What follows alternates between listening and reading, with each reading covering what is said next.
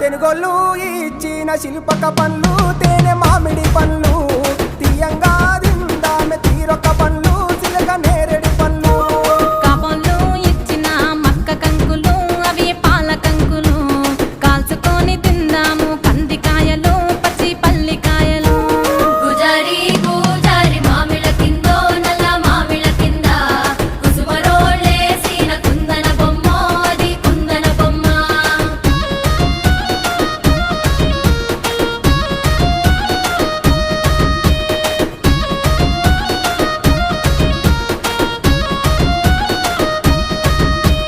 బెస్తోలు పెట్టిన పచ్చి చేపలు అవి వట్టి చేపలు